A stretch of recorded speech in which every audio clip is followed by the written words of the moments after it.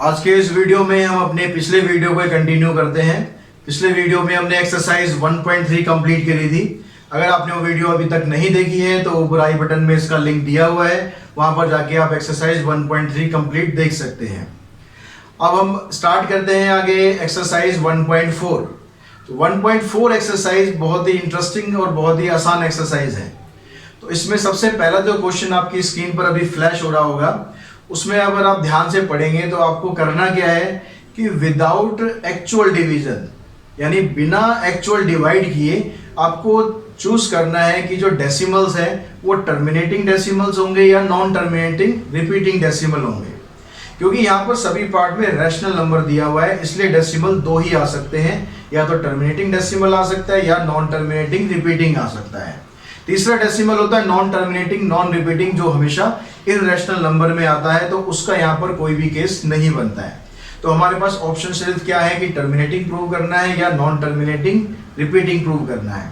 अब इसको हम बिना डिवाइड किए कैसे कर सकते हैं, कोई जादू तो है नहीं, तो लॉजिक है इसके पीछे सिंपल। तो वो लॉजिक आपको मैं वीडियो में बताने वाला हूँ, ध्यान से समझें उस लॉजिक को और बड़े इजीली पता करें कि कौन सा डेसिमल क्या है। तो चलिए स्टार्ट करते हैं फर्स्ट क्वेश्चन पर। तो फर्स्ट क्वेश्चन के पहले तीन पार्ट हमारे सामने हैं। 13/3 17/8 64/455।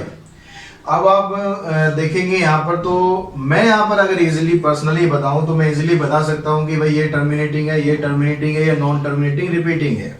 ऐसा इसलिए नहीं कि मुझे पहले से आंसर पता है, ऐसा इसलिए कि मुझे लॉजिक पता है। और लॉजिक आपको पता लगेगा तो आप भी इजीली बता देंगे, मिनटों में क्या सेकंडों में बता देंगे कि कौन सा डेसिमल क्या है। तो करना क्या है आपको, यहाँ पर आपको फोकस करना है डिनोमिनेटर पर। तो डिनोमिनेटर है आपका 3125।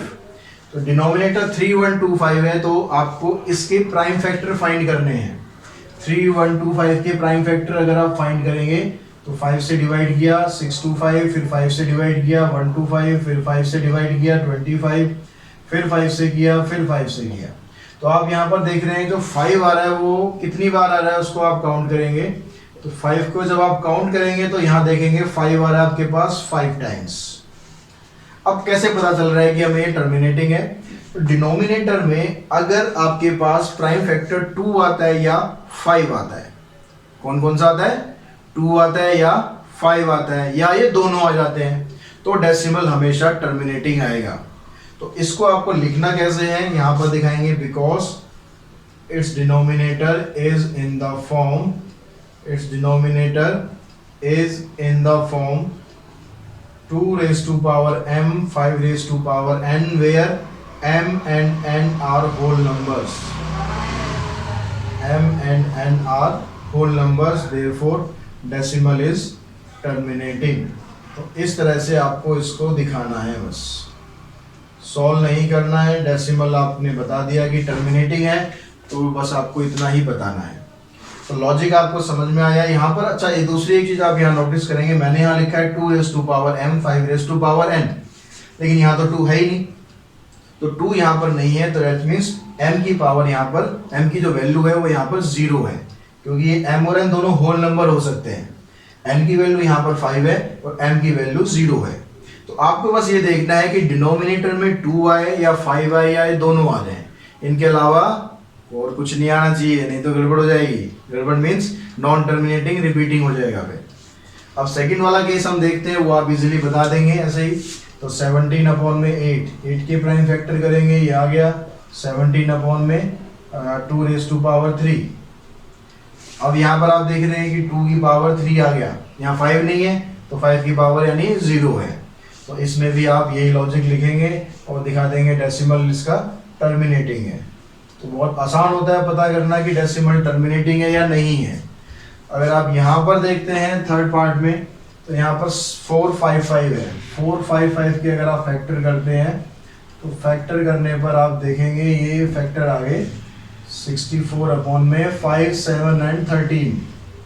तो यहाँ पर आप देख रहे हो 5 के अलावा 7 आ गया, 13 आ गया। लेकिन आगे प्रोसीड करने से पहले एक चीज और आपको ध्यान रखनी है कि 5 या 2 के अलावा कोई और नंबर अगर आता है तो वो ऊपर वाले नंबर से कहीं कैंसिल तो नहीं हो रहा है। तो यहाँ पर आप देखते हैं 7 इससे कैंसिल नहीं होगा, 13 भी इससे कैंसिल नहीं होगा, मतलब ये नंबर यहाँ पर एग्जिस्ट करेंगे। एग्जिस्ट करेंगे तो इसका मतलब आप ये दिखा देंगे कि इसका जो डिनोमिनेटर है ये नॉट इन द फॉर्म, सब कुछ ऐसे लिखना है, बस यहाँ दिखा देंगे not in the form 2 raise to power m 5 raise to power n। ठीक है, पूरा ऐसे लिखना है, बस यहाँ पर इन द फॉर्म की जगह नॉट इन द फॉर्म दिखा देंगे। Therefore decimal is non terminating repeating. तो आप इसको पूरा लिखेंगे, ऐसे ही नहीं लिखेंगे, नॉन टर्मिनेटिंग रिपीटिंग। जो स्टेटमेंट मैंने यहाँ पर लिखी है इसको आपको पूरा ऐसे कैसे मतलब एक्सप्लेन करना है, खाली इतना नहीं लिख देना है अगर आपको नंबर पूरे चाहिए तो यहाँ पर आप इस तरह से इजीली बता सकते हो कि कौन सा डेसिमल टर्मिनेटिंग है, कौन सा डेसिमल टर्मिनेटिंग नहीं है। इसके 2-3 पार्ट और हम करके देखते हैं, फिर वीडियो को पॉज करके आप बताना कि आपका आंसर क्या है, फिर मेरे आंसर से आप मैच करना, बहुत आसान तरीका है। तो इसका 6, 7, 8 ये 3 पार्ट हम ले रहे हैं। तीनों पार्टों को पहले आपको ट्राई करना है कि आपका आंसर क्या होगा। तो अपना वीडियो पॉज कीजिए, इसका आंसर दीजिए, फिर मैं एक्सप्लेन करूंगा, फिर आप उसको देखिए। तो यहाँ पर हम देख रहे हैं कि यहाँ डिनोमिनेटर है, डिनोमिनेटर में 2 रेज़ टू पावर 3 और 5 रेज़ टू पावर 2 है, यानी डिनोमिनेटर किस फॉर्म में है, 2 raise to power m 5 raise to power n की फॉर्म में दिया हुआ है। अगर इस फॉर्म में दिया होता है तो डेसिमल क्या होता है हमारा, डेसिमल होता है टर्मिनेटिंग। आपका आंसर मैच करा मुझसे या नहीं करा, मैच करा है तो दैट मीन्स आप सीख गए हैं, नहीं करा तो फिर आगे एक पार्ट और समझिए। यहाँ पर आप देख रहे हो यहाँ पर जो फैक्टर ऑलरेडी दिए हुए हैं 2 raise to power 2, 5 raise to power 7 raise to power 5। अब यहाँ पर देख रहे हैं आप 2 है 5 है, लेकिन उनके अलावा 7 भी दिया हुआ है। तो अगर 2 और 5 के अलावा कोई और नंबर दिया हुआ है तो डेसिमल टर्मिनेटिंग नहीं होगा। तो यहाँ पर not in the form 2 raise to power m 5 raise to power m, therefore decimal is non terminating repeating. तो मैं यहाँ पर अभी शॉर्ट में लिख रहा हूँ, लेकिन आपको ये कंप्लीट स्टेटमेंट लिखनी है एग्जाम में या टेस्ट में। अब आ जाते हैं हम 8 पार्ट पर। 8 पार्ट में दिया आपको 6/15, इसके फैक्टर कर लेते हैं 3 इंटू में 5। वीडियो पॉज करके अपना आंसर अपना आंसर चेक करिए कि मेरा आंसर से मैच कर रहा है नहीं कर रहा। आंसर आपका नॉन टर्मिनेटिंग रिपीटिंग आया है क्या? अगर नॉन टर्मिनेटिंग रिपीटिंग आया है तो अभी भी आप कंसेप्ट में थोड़ा सा लैग कर रहे हैं, क्योंकि आपको एक चीज़ मैंने स्टार्टिंग में बताई थी कि अगर 3 या 5 के अलावा कोई नंबर आता है तो आपको चेक करना है कि वो ऊपर वाले नंबर से कैंसिल तो नहीं हो रहा है। तो यहाँ पर आप देख रहे हो कि 3 कैंसिल हो रहा है 6 से, यानी ये 2/5 बन गया। अब आप बताओ कि डेसिमल टर्मिनेटिंग है या नहीं, आ गया ना टर्मिनेटिंग। अब ये डेसिमल क्योंकि 2 raise to power m 5 raise to power n की फॉर्म में है तो डेसिमल टर्मिनेटिंग है। तो बड़ा इजी है, बस थोड़ा सा भाई ये ध्यान रखना है कि 2 या 5 के अलावा कोई और नंबर अगर है तो वो ऊपर वाले नंबर से कैंसिल होना चाहिए या नहीं। कैंसिल हो गया तो टर्मिनेटिंग, नहीं कैंसिल हुआ तो नॉन टर्मिनेटिंग रिपीटिंग। अब हम करते हैं इसका क्वेश्चन नंबर 2। क्वेश्चन नंबर 2 भी आपकी स्क्रीन पे फ्लैश हो रहा होगा, उसमें आप देख पा रहे होंगे कि यहाँ भी आपको विदाउट एक्चुअल डिवीजन ये शो करना है कि जो हमने फर्स्ट पार्ट में डेसिमल्स फाइंड करे उनमें से जो डेसिमल टर्मिनेटिंग थे उनका डेसिमल में आंसर क्या होगा। अब हमने ये तो पता कर लिया कि डेसिमल में ये क्या होगा, टर्मिनेटिंग होगा या नॉन टर्मिनेटिंग रिपीटिंग होगा, बिना डिवाइड की हमने पता कर लिया। लेकिन अब भैया अब तो आंसर भी लिखना है, तो अब तो डिवाइड करे बिना कैसे लिखेंगे, डिवाइड करना पड़ेगा। लेकिन नहीं, उसको भी हम बिना डिवाइड किए कर सकते हैं और बड़े आसान तरीके से कर सकते हैं। चलिए देखते हैं कि कैसे कर सकते हैं। तो मैंने यहाँ पर 3 एग्जांपल लिए हैं जो फर्स्ट पार्ट में हमारे टर्मिनेटिंग ही आए थे, तो उनको मैंने लिया है यहाँ पर। इसके हमने फैक्टर जैसे करे थे 13/5, इसमें आया था 5 टाइम्स। अगर आपको नहीं याद आ रहा तो वीडियो पर रिवाइंड करेंगे, देखेंगे हमने इसके फैक्टर करे थे तो हम यहाँ पर आ गए थे। अब यहाँ पर आपको क्या करना है, नीचे आपको टर्म्स जो बनानी है, डिनोमिनेटर में जो टर्म्स बनानी है वो या तो 10 होनी चाहिए या 100 होनी चाहिए या 1000 या 1 लाख, यानी 1 के साथ 0 जितनी मर्जी आगे बढ़ाते जाओ, कोई दिक्कत नहीं है। तो अब इस तरह की टर्म हम बनाएंगे कैसे, तो उसके लिए आपको क्या करना है, यहाँ पर 5 की पावर 5 ऑलरेडी है तो आपको 2 की पावर 5 और चाहिए, यानी डिनोमिनेटर में 2 और 5 दोनों की पावर सेम होनी चाहिए, तो हम उससे बना लेंगे इजीली। तो हम क्या करते हैं, यहाँ पर 2 और 2 की पावर 5 इसको मल्टीप्लाई कर देते हैं। अब मैथमेटिक्स में जैसे आप साइंस में बैलेंसिंग करते हो तो मैथमेटिक्स में भी बैलेंसिंग जरूर करनी है।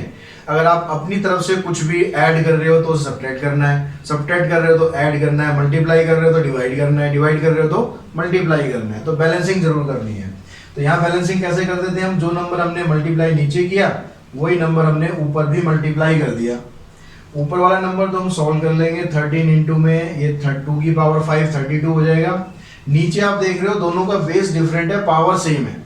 तो बेस डिफरेंट है, पावर सेम है, तो इसमें लॉ ऑफ एक्सपोनेंट अगर आप लगाएंगे तो बेस मल्टीप्लाई हो जाएगा। 5 2 10, पावर एक ही बार लिखनी है आपको।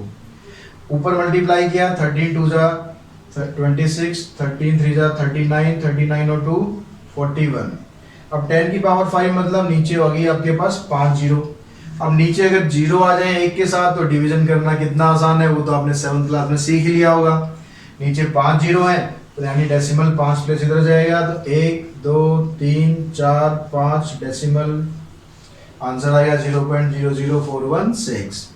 तो हमने कुछ डिवाइड किया इसमें, नहीं किया, आंसर आपका आ गया।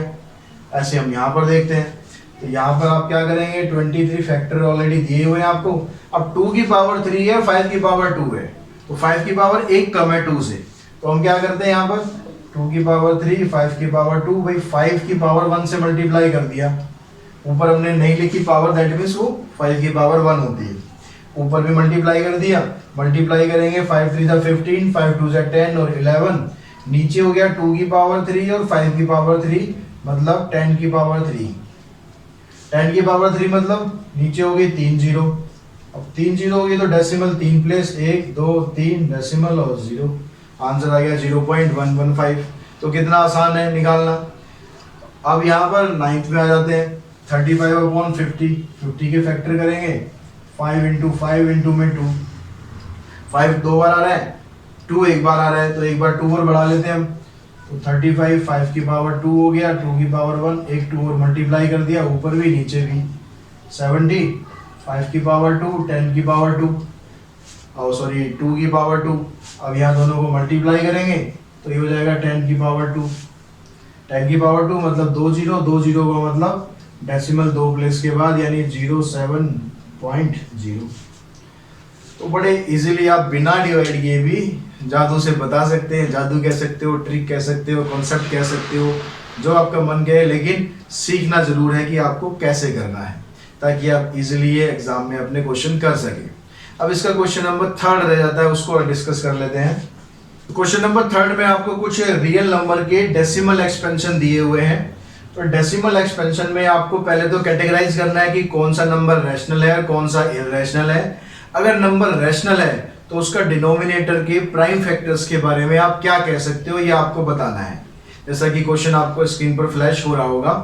तो अब सबसे पहले तो हम इसको कैटेगराइज करते हैं, भाई कौन सा रैशनल है और कौन सा इररेशनल है। उसके लिए हम इसका डेसिमल देखते हैं कि डेसिमल किस टाइप का है। डेसिमल की टाइप अगर आपको पता लग गई तो नंबर आप इजीली बता दोगे। तो यहाँ आप देख रहे हो कि जो डेसिमल, हम यहाँ 3 कॉलम बना लेते हैं कि भाई ये डेसिमल किस टाइप का है और नंबर रैशनल है या नहीं है, रैशनल और नॉट, और जो इसका प्राइम फैक्टर है डिनोमिनेटर के वो क्या होंगे, प्राइम फैक्टर ऑफ क्यू। ये हमने 3 कॉलम बना लिए। तो यहाँ जो डेसिमल आप देख रहे हो, डेसिमल के बाद 1 2 3 4 5 6 7 8 9 लिखा है, लेकिन 9 के बाद कुछ है क्या, नहीं है, कुछ नहीं है, तो मतलब ये खत्म हो रहा है, खत्म हो रहा है, तो डेसिमल टर्मिनेटिंग है। यहाँ पर आप देख रहे हो 1 2 0 1 2 0 0, लास्ट में डॉट डॉट डॉट डॉट लगी हुई है। डॉट डॉट डॉट का मतलब भैया खत्म नहीं हुआ, अभी तो मैं और चलूंगा आगे और बढ़ूंगा आगे, तो इसका मतलब ये टर्मिनेटिंग तो नहीं है, नॉन टर्मिनेटिंग हुआ जी। अब नॉन टर्मिनेटिंग में 2 कैटेगरी होती है, एक रिपीटिंग और एक नॉन रिपीटिंग। तो ये देखते हैं कि भाई रिपीटिंग है या नॉन रिपीटिंग है। तो यहाँ देख रहे हो 1 2 0 1 2 फिर 0 0, फिर 1 2 के बाद 3 0, फिर 1 2 के बाद 4 0। तो पैटर्न रिपीट नहीं हो रहा है, पैटर्न रिपीट नहीं हो रहा है, तो non terminating and non repeating. तीसरा नंबर देखते हैं कि ऊपर बार लगा हुआ है, झंझट ही खत्म कर दिया इसने, बार लगा दिया। बार लगाने का मतलब है कि भैया मैं तो बार बार आऊंगा ही आऊंगा, तो बार बार आऊंगा ही आऊंगा का मतलब है रिपीटिंग हो रहा है, यानी नॉन टर्मिनेटिंग रिपीटिंग। तो अब ये तीनों के डेसिमल हमें पता लग गए, तीनों के डेसिमल पता लगने से बता सकते हैं कि रैशनल है या नहीं है। तो जब नॉन टर्मिनेटिंग नॉन रिपीटिंग का केस होता है, जैसे पहला भी हमने डिस्कस किया था, ये नंबर हमेशा इररेशनल होता है। अब इरेशनल होता है तो इसका जो डिनोमिनेटर है उसका कुछ पंगा ही नहीं है, क्योंकि इरेशनल है तो पी वाई की फॉर्म में लिख ही नहीं सकते, तो इसका डिनोमिनेटर का तो काम खत्म। अब रह गए ये दोनों रैशनल होते हैं, क्योंकि यहाँ डेसिमल टर्मिनेटिंग है, यहाँ पर नॉन टर्मिनेटिंग रिपीटिंग है, इसलिए ये दोनों हो गए रैशनल। अब रैशनल हो गए तो दोनों को पी वाई की फॉर्म में लिख सकते हैं, ये भी पता है। अब लेकिन इसके जो डिनोमिनेटर है उसके प्राइम फैक्टर क्या होगा, जैसा भी हमने फर्स्ट क्वेश्चन किया, सेकंड क्वेश्चन किया, उसमें हमने देखा कि अगर प्राइम फैक्टर डिनोमिनेटर का 2 आता है या 5 आता है तो ही टर्मिनेटिंग होता है।